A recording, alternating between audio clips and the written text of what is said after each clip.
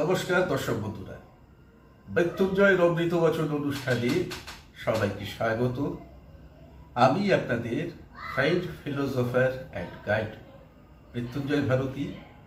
আপনাদের এই প্রিয় অনুষ্ঠানে আজ আপনাদের জন্য নিয়ে এসেছি মৃত্যুশয্যায় শায়িত বা দীর্ঘমেয়াদে কোনো দুরারোগ্য রোগে আক্রান্ত, কঠিন রোগে আক্রান্ত মানুষকে সুস্থতার পথে এগিয়ে নিয়ে যাওয়ার একটা উপায়, একটা টোটকা।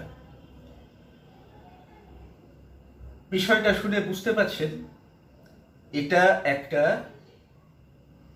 এমন কাজ, আপনার পরিচিত মহলে যদি কোনো মানুষ বিছানায় দীর্ঘদিন শয্যাশায়ী রয়েছেন, কোনো কঠিন দুরারোগ্য রোগে ভুগছেন, ট্রিটমেন্ট হচ্ছে কিন্তু ট্রিটমেন্টে সাড়া পাওয়া যাচ্ছে না, ডাক্তার চেষ্টা করছেন সাধ্যমতো, কিন্তু সেরকম সাফল্য এখনো অবধি তিনি বুঝতে পারছেন না। রোগীর অবস্থা খারাপ থেকে খারাপ হচ্ছে। এই রোগীকে কোনোভাবে এর ওপর ঘনিয়ে থাকা নেগেটিভ ভাইব্রেশন সরিয়ে একে পজিটিভিটির দিকে ঠেলে দেওয়া, অর্থাৎ আরোগ্যতার পথে তাকে এগিয়ে দেওয়া, তার জন্য এই কাজটা করতে পারেন। কোনো মানুষ অত্যন্ত ক্রিটিক্যাল স্টেজে পৌঁছে গেছেন রোগীর, হয়তো মারা যাবেন, ডাক্তার সময় দিয়েছেন যে এই সময়ের মধ্যে ইমপ্রুভ না করলে হয়তো এনাকে বাঁচানো যাবে না। অনেক সময় পেশেন্ট কোমায় চলে যায়, তবে কোমায় চলে যাওয়া পেশেন্ট তো আইসিইউতে থাকবে, সেখানে এই কাজ করার কোনো মানে নেই, করা যায় না। তা রোগী যেখানে নিয়ন্ত্রণের মধ্যে আছে, আয়ত্তের মধ্যে আছে, সেখানে এটা প্রয়োগ করে এই ধরনের মানুষকে, যারা একটু একটু করে নিশ্চিত মৃত্যুর দিকে চলে যাচ্ছেন, এগিয়ে আসছেন, বা ভবিষ্যৎ সম্পূর্ণ অনিশ্চিত, চিকিৎসা কোন পথে যাচ্ছে দিশাহীন, ডাক্তার রোগ ধরতে পারছেন না, এরা হয় না মাঝে মাঝে যে আপনি ভীষণ অসুস্থ, কিন্তু ডাক্তার আপনার সমস্ত মেডিকেল চেক আপ করিয়েও কোথাও কোনো গড়বড় দিতে পারি, অথচ আপনি বিছানা থেকে উঠতে পারছেন না। এগুলো আমাদের কাছে রহস্যময় মনে হয়, আমরা এর কারণ ব্যাখ্যা করতে পারি না। যারা যুক্তিবাদী, নিজেদেরকে যুক্তিবাদী বলে অহংকার করেন এবং আমাদের অর্থাৎ এই জ্যোতিষতন্ত্র ইত্যাদি শাস্ত্রের অনুশীলনকারীদের হেয় চোখে দেখেন, আপনারা অনেকে আমার ভিডিওতে অনেকের অনেক বিরূপ কমেন্ট খুঁজে পাবেন। কেউ কেউ যেন ব্যক্তিগত আক্রোশ থেকে গালিগালাজও করে, তারা কিন্তু এই জায়গাটায় চুপ করে যায়, তাদের কিছু বলার থাকে না, দেবার মতো যুক্তি থাকে না সেখানে। এই জায়গায় কিন্তু কাজ করতে পারে এই তন্ত্র, কারণ এই অসুস্থতা আপনার স্বাভাবিক কারণে নাও হয়ে থাকতে পারে। হতে পারে আপনার উপর কোনো অশুভ এনার্জির প্রভাব পড়েছে, যেটা আপনার আত্মা, আপনার শরীর নিতে পারে। কোনো এমন জায়গায় গিয়েছিলেন, এমন জায়গা দিয়ে পাস করেছেন, সেখান থেকে কিছু আপনার উপর এফেক্ট করে দিয়েছে। আমি এটা বলছি না ভূতে ধরেছে, বুঝে নিন অনেক কিছু থাকতে পারে। ভূত ছাড়াও মানুষ এবং ভূতের বাইরেও পৃথিবীতে অনেক কিছুর অস্তিত্ব আছে। এছাড়া থাকছে শত্রুর বান মারার জায়গা। যারা বিজ্ঞান মনস্ক, তারা হাসবেন, আমাকে গালি দেবেন। আমি আপনাদের বোঝাতে চাইছি না, দয়া করে আপনারা আপনাদের লম্বা নাক সব জায়গায় গলাবার চেষ্টা করবেন না। পৃথিবীটা একমাত্র আপনাদের জন্য নয়, সবার জন্য।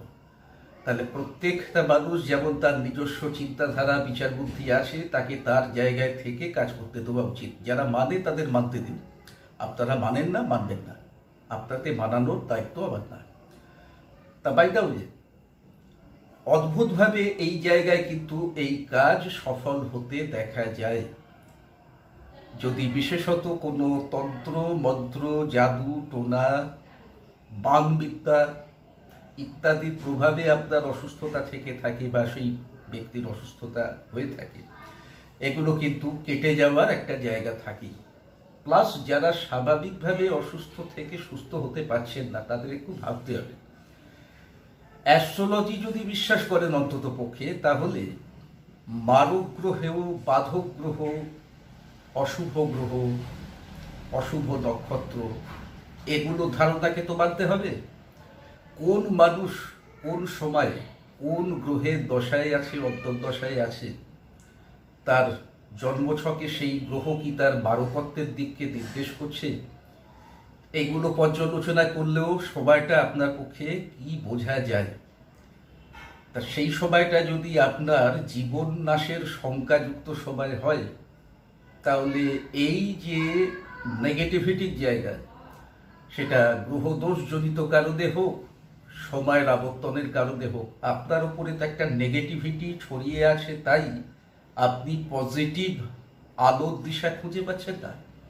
তা এই নেগেটিভিটির কালো মেঘ যদি কোনোভাবে সরিয়ে দেওয়া যায়, কাটিয়ে দেওয়া যায়, তাহলে তো তার চিকিৎসায় সাড়া দেওয়ার, তার জীবনের পথে ফিরে আসার সম্ভাবনা অনেক গুণে বেড়ে যায়, তাই নাকি?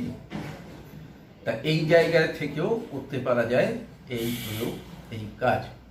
এমনিতে এইরকম পেশেন্টকে যারা আসেন আমাদের কাছে, এরকম কিছু কাজের নিদান দেওয়ার সঙ্গে সঙ্গেও আমি সাজেস্ট করে থাকি শাস্ত্রসম্মতভাবে একবার মহামৃত্যুঞ্জয় প্রয়োগের ব্যবস্থা করতে উক্ত ব্যক্তির জন্য। যদি সম্ভব হয়, ঘরেতে রুদ্রাভিষেক করিয়ে মহামৃত্যুঞ্জয়ে হোম করে মহামৃত্যুঞ্জয় কবচ অবশ্যই, যেটা বারবার বলি, দৈত্যগুরু শুক্রাচার্যকৃত মহামৃত্যুঞ্জয়, সাধারণ মৃত্যুঞ্জয় তো নয়, সাধারণ মহামৃত্যুঞ্জয়ও নয়, দৈত্যগুরু শুক্রাচার্যকৃত মহামৃত্যুঞ্জয় কবচ এবং প্রয়োগ করানো যেতে পারে। এর ফলেও কিন্তু এরামও নজির আছে, মৃত্যুর একদম কান ঘেঁষে সে ফিরে এসেছে। তো যাই হোক, এটা একটু ব্যয় সাপেক্ষ হয়, এটা সবার পক্ষে করানো সম্ভব নয়। যারা এটা শুনলেন, জানলেন, তারা নিজের নিজের পুরোহিত বর্গ যারা আপনাদের বাড়িতে পুজো পাঠ করে যান, অবশ্য তিনি যাতে যথেষ্ট শাস্ত্র জ্ঞানী হন সেটা দেখে দেবেন। তা না হলে আপনাদের পরিচিত মহলে এরকম শাস্ত্রজ্ঞ পুরোহিত কেউ থেকে থাকলে তার সঙ্গে কনসাল্ট করে দেখতে পারেন কিরকম ধরনের কি খরচাপাতি করতে পারে, তিনি আপনাকে একটা আইডিয়া দিয়ে দেবেন। যারা এটা করতে পারে না, তো তাদের জন্য কি তাহলে কিছু করণীয় নেই? তাদের জন্যই মূলত এই ধরনের আদিবাসী তন্ত্র ভিত্তিক নানান গুপ্ত ক্রিয়া রয়েছে। আসলে তন্ত্র আগেই বলেছি মানুষের কল্যাণে এর উৎপত্তি, কিন্তু আজ মানুষ লোভের বশবর্তী হয়ে একে মানুষের অনিষ্ট সাধনে প্রয়োগ করছে, নিজের লালসা নিবারণার্থে প্রয়োগ করছে। যাক, সে কথা, আমি কাজের প্রসঙ্গে ঢুকে যাব। অযথা ভিডিও বড় করে লাভ নেই, তাই ভিডিও এই কাজের বিষয়ে ডিটেলস কিছু বলার আগে, যেটা প্রতিবার বলে থাকি, রুটিন ঘোষণা, আমার সঙ্গে নিজের সমস্যা বিষয়ে আলোচনা করতে হলে, আমার পরামর্শ পেতে হলে আমার চেম্বারে আসতে হবে, এসে আমার সঙ্গে সাক্ষাৎ করতে হবে, অথবা অনলাইনে চেম্বার করতে হবে, অনলাইন কনসালটেন্সি করতে হবে। ফোন করে যখন তখন নিজের সমস্যা আপনি শোনাতে চাইলেই আমার পক্ষে শোনা সম্ভব নয়। আর যেহেতু এটা আমার পেশা পরামর্শ দেওয়াটা আপনাকে, তাই ফ্রি অফ কস্ট আমি আপনাকে কোনো পরামর্শ দিতে পারব না। যেটা আমি সামাজিক দায়বদ্ধতার দিক থেকে আমি করতে পারি সেটা করার চেষ্টা করছি। এই ভিডিওগুলো আপনাদের সঙ্গে শেয়ার করছি, যেখানে বিভিন্ন সমস্যার সমাধানই আমি দিয়ে দিচ্ছি। অর্থাৎ যারা আর্থিক দিকটাকে তুলে ধরে বলেন যে আমার পক্ষে ভিজিট দেওয়া সম্ভব নয়, তাই ফ্রিতে পরামর্শ দিন, তাহলে লাগবে না, পরামর্শ তো আমি ভিডিওতে দিয়ে দিয়েছি, ভিডিওটা দেখুন, আপনি পরামর্শ পেয়ে যাবেন। আপনার এই সমস্যা সমাধানের কাজ ভিডিওতেই আছে, দেখে নিজের কর্ম নিজেকে করতে হবে। তো বন্ধুরা, এটা করতে গেলে আপনাদের প্রথমে দিন নির্বাচন করতে হবে। কাজটা করার জন্য শনি বা মঙ্গলবার রাত্রিকালীন সময়, অবশ্যই 10টার পর 12টার ভেতর প্রশস্ত। যদি অমাবস্যা যোগ সঙ্গে পাওয়া যায়, অর্থাৎ ওই শনিবার বা মঙ্গলবার থাকছে সঙ্গে অমাবস্যা থাকছে, তাহলে খুব ভালো, খুব স্ট্রং যোগ। এই কাজটা করতে গেলে আপনাদের কিছু উপকরণ আগে থেকে সংগ্রহ করে নিতে হবে। লিস্টটা একটু বড়, আমি স্ক্রিনে সব দিয়ে দিচ্ছি এবং বলে দিচ্ছি কি কি উপকরণ আপনাদের লাগছে, এবং তারপর কাজটা কি করে করবেন সেটা আমি ব্যাখ্যা করব। তো দেখতে থাকুন। আপনাদের এর জন্য লাগবে একটা পিসবোর্ডের বাক্স, ওই দোকানে সাবান, বিস্কুট ইত্যাদি যে প্যাকিং কেসে, পিসবোর্ডের প্যাকিং কেসে আসে, এইরকম একটা প্যাকিং কেস আপনাদের লাগবে। এছাড়া আপনাদের যা তৈরি করে দিতে হবে, জোগাড় করে দিতে হবে, একটা আটা দিয়ে তৈরি পুতুল।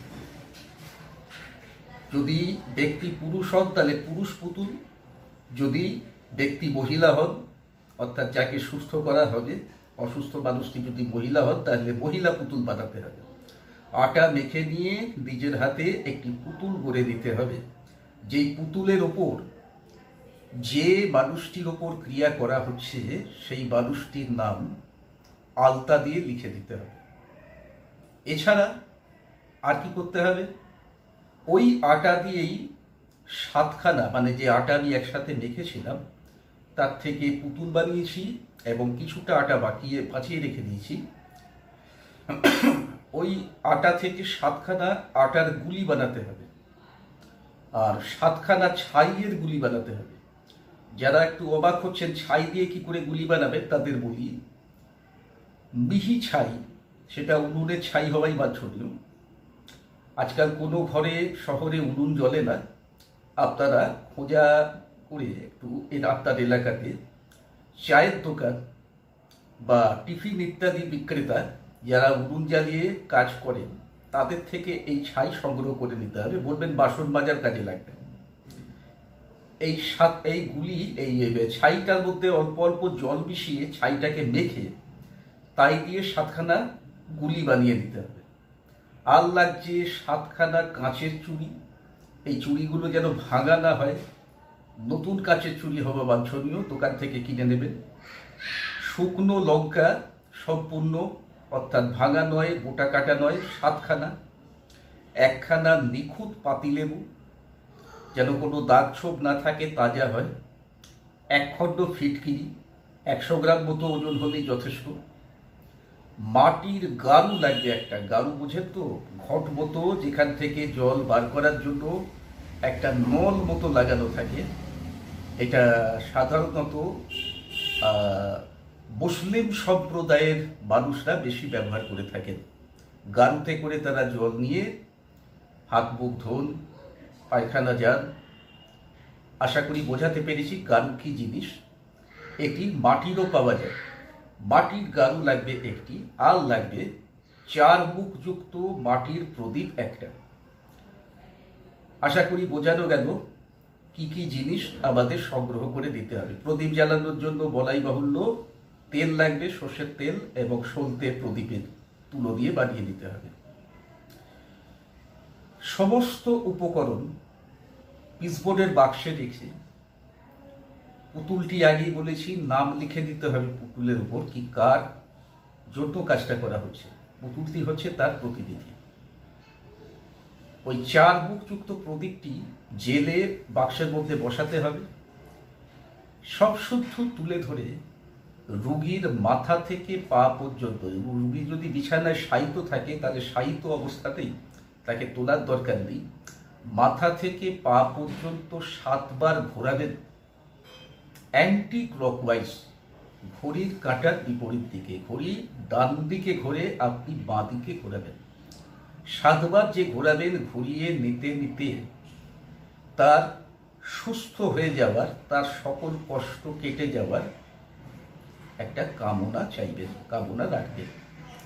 এটা শেষ করে কারোর সঙ্গে আর কথা না বলে, পিছন ফিরে আর না দেখে ওই বাক্সটি নিয়ে সব শুদ্ধ যেমন আছে তেমন ভাবে, প্রদীপটিও যেন ভেতরে জ্বলতে থাকে, বাড়ির থেকে বেরিয়ে পড়তে হবে। আগে থেকে কোনো নির্জন চৌরাস্তা দেখে খুঁজে রেখে আসতে হবে। যারা চৌরাস্তা খুঁজে পাবেন না, তারা কোনো ফাঁকা মাঠ, কোনো উন্মুক্ত প্রান্তর, অবশ্যই মনুষ্য বসতি থেকে দূরে, মানুষজন সেখানে স্বাভাবিকভাবে যেন যাতায়াত কম করে, এটা মাথায় রাখতে হবে। এরকম একটা জায়গা নির্বাচন করতে হবে। রাত্রে 10টার পর এই জায়গাগুলো একদম নির্জন হয়ে যায়, কাজ করতে অসুবিধা হবে না। আর চৌরাস্তা হলে সেটা কখন নির্জন হচ্ছে সেটা বুঝে কাজটা করতে হবে। ওটা করে রেখে দিয়ে তারপর গিয়ে প্ল্যান করে আসার কোনো মানে নেই। এটা আপনাদের করে নিয়ে, মানে রুগীর মাথা থেকে পা পর্যন্ত 7 বার ঘুরিয়ে নিয়ে সঙ্গে সঙ্গে গিয়ে প্ল্যান করে আসা প্রয়োজন।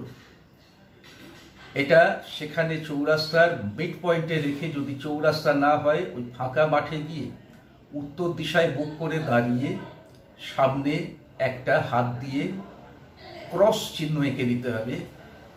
এরকম ইংরেজি যোগ চিহ্নর মতো একটা সাইন আপনাদের এঁকে দিতে হবে। আঁকাটা কোনো পেন পেন্সিল কিছু দিয়ে করতে হবে না, কাল্পনিকভাবে হাত বুলিয়ে দেবেন, মনে করবেন আঁকা হয়ে গেল। ওটা চৌমাথা নির্দেশক, ওর যে মিড পয়েন্ট সেখানে ঠিক বাক্সটাকে নামিয়ে রেখে দিতে হবে। চৌমাথাতেও কাজ করার সময় উত্তর দিশায় দাঁড়িয়ে জিনিসটা রাখতে হবে। উত্তর দিশা কোনটা আগে নির্ণয় করে রাখা প্রয়োজন। এটা রেখে দিয়ে আর এর পিছন দিকে ফিরে তাকানো যাবে না, আবার ঘুরে যেতে হবে, ঘুরে ব্যাক করতে হবে। রাস্তায় কারোর সঙ্গে দাঁড়িয়ে কথা বলা যাবে না, কারোরটাকে সাড়া দেওয়া যাবে না। নিয়ে যাবার সময় স্পেশালি যেন কারোর সঙ্গে টাচ না হয়, কেউ যেন আপনাকে টুকে না দেয়, এটা খেয়াল রেখে সকলের নজর এড়িয়ে, স্পর্শ এড়িয়ে গিয়ে রেখে আসতে হবে। ফেরার সময়তেও তাই, ওইভাবে ফিরে আসতে হবে। আরেকটা ভাইটাল কথা, ফিরে আসার সময় রাস্তায় কিছু খেয়ে মুখ এঁটো করে ফিরতে হবে। কিছু খেয়ে মুখ এঁটো করে ফেরা মানে, আপনি পকেটে করে একটা লজেন্স নিয়ে যেতে পারেন, ফেরার সময় লজেন্সটা মুখে ফেলে খেতে খেতে আসতে পারেন। রাস্তার ধারে কোনো জলের কল থাকলে সেখান থেকে একটু জল খেয়ে নিতে পারেন। কিছু না পেলে কোনো গাছ আছে, সেই গাছের পাতা অবশ্যই বিষাক্ত যাতে না হয়, একটুখানি কেটে সেটা মুখে ফেলে চিবিয়ে নিলেই আপনার মুখ এঁটো করা হয়ে যায়। যে কোনোভাবে কিছু না কিছু মুখে দিয়ে খেয়ে আসতে হবে। তবে যারা কাজ করবেন তারা ঘরের থেকে পকেটে করে লজেন্স নিয়ে গেলেই হয়। এই লজেন্সটা খেতে খেতে চলে আসবেন। ঘরে ঢোকার আগে স্ট্রিক্টলি হাত পা ধুয়ে ঘরে ঢুকবেন। এই কাজটা আমি এরকম তো গ্যারান্টি দিচ্ছি না যে সিওরলি করলেই মানুষ বেঁচে যাবে, এটা দেওয়া সম্ভব নয়। চিকিৎসকেরাই চিকিৎসা করতে গিয়ে কখনো রোগীকে গ্যারান্টি দিতে পারেন না যে তিনি প্রাণ বাঁচিয়ে দেবেন, কারণ তারাও জানেন বাঁচানোর বা কাউকে মারার মালিক তারা নয়, সেই ক্ষমতা একমাত্র উপরওয়ালার হাতে আছে। তাহলে কারোর যদি দিন ফুরিয়ে গিয়ে থেকে থাকে, কারোর যদি সেই সময় মৃত্যুর সময়ে উপস্থিত হয়ে গিয়ে থেকে থাকে, কালের বিরুদ্ধে গিয়ে আমরা তো কিছু করতে পারি না। আমরা মনে রাখতে হবে সবাই সময়ের দাস, সময় কিন্তু আমাদের কারোর চাকর নয়, আমরা কেউ সময়কে কিনতে পারিনি, পারবো না। তাহলে এরকম দাবি বা গ্যারান্টি জায়গা হাস্যকর। এটা করলে একদম গ্যারান্টি, 100% গ্যারান্টি সুস্থ হয়ে যাবে, বেঁচে যাবে না। ওষুধ খাবার আগে কেউ কি গ্যারান্টি দেয় এই ওষুধটা খেলেই তুমি সুস্থ হয়ে যাবে? আপনারা বলবেন ওষুধ বহুল পরীক্ষিত জায়গা, বহু মানুষ সুস্থ হয়েছে। ঠিক আছে, কেউ কি সুস্থ হয়নি এরা বলেই?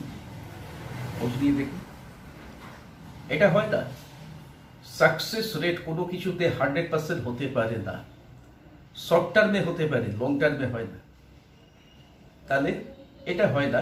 কোনো ওষুধই যে ফেল করে না এটা বলা সম্পূর্ণ ভুল। আবার এত কথা বলার উদ্দেশ্য, কাজটা করলে অ্যাটলিস্ট এরকম তো ব্যাপার নেই লোকটা যদি বাঁচানো থাকতো কাজের জন্য মরে যায়। আর যদি আপনার অন্য কিছু করণীয় নাও থেকে থাকে, অর্থাৎ করণীয় যা যা হতে পারে সব করে গিয়ে যদি হেরে গিয়ে থাকেন, দুবর্ত মানুষ তো বাঁচার জন্য খড়কুটো বাঁকড়ে ধরে। একে খড়কুটো মনে করেও ধরতে পারেন। ধরা না ধরা, করা না করা সম্পূর্ণ আপনার ইচ্ছাধীন, তাকে আমি নিয়ন্ত্রণ করতে পারি না। আমার উদ্দেশ্য আপনাকে পরামর্শ দেওয়া, আপনার হাতে উপায় তুলে দেওয়া, আমি সেটা দিচ্ছি। যে ব্যবহার করে দেখতে চাইবেন সে ব্যবহার করতে পারেন।